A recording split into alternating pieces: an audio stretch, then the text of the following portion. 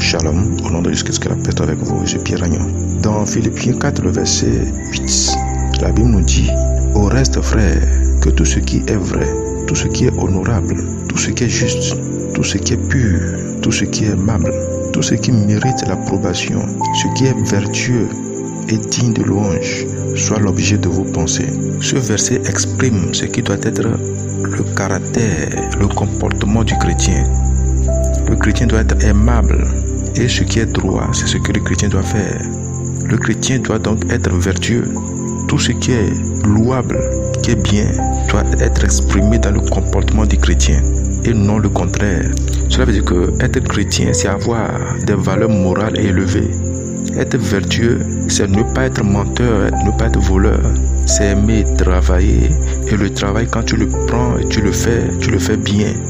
Quand tu es marié, tu ne dois pas découcher, tu ne dois pas être un coureur de jupons, tu ne dois pas être un calomniateur.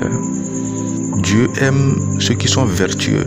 Dieu a toujours aimé ceux qui ont des qualités morales. Et nous pouvons constater cela comme une vérité dans l'Ancien Testament.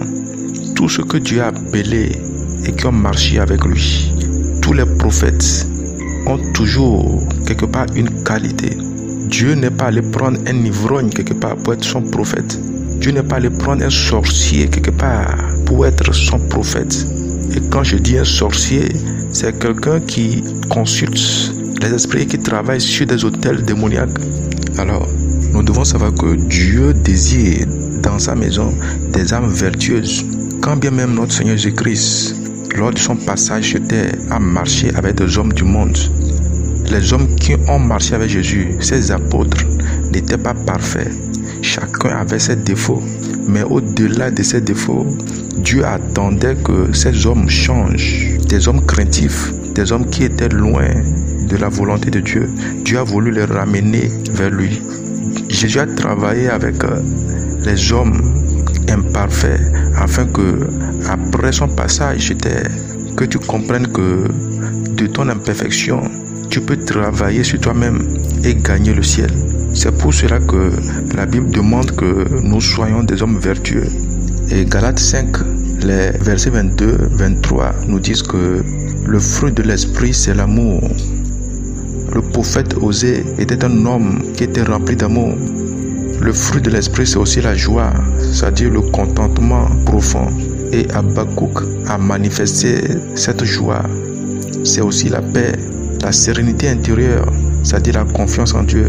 Salomon a placé sa confiance en Dieu et Dieu l'a élevé.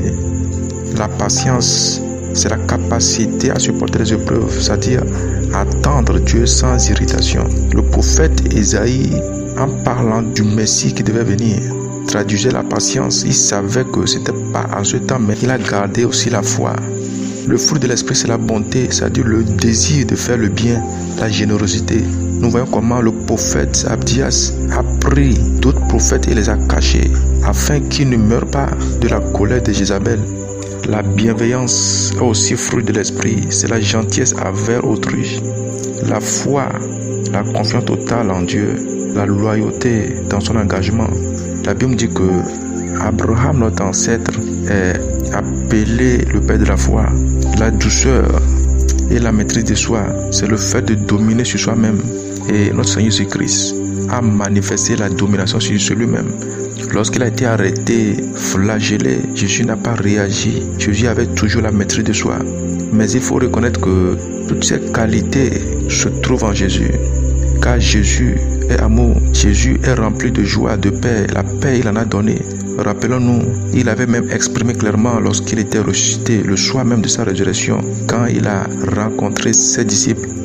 Alors ma prière pour toi est que le Saint-Esprit te donne un cœur pur, rempli de sagesse et d'amour, qu'il t'aide à marcher tous les jours dans la vertu et à refléter son caractère et être un témoin vivant de sa grâce. Alors que tes affaires soient bénies, que ton foyer soit béni, que ta maison soit bénie, que ta santé soit bénie au nom de Jésus-Christ. Shalom.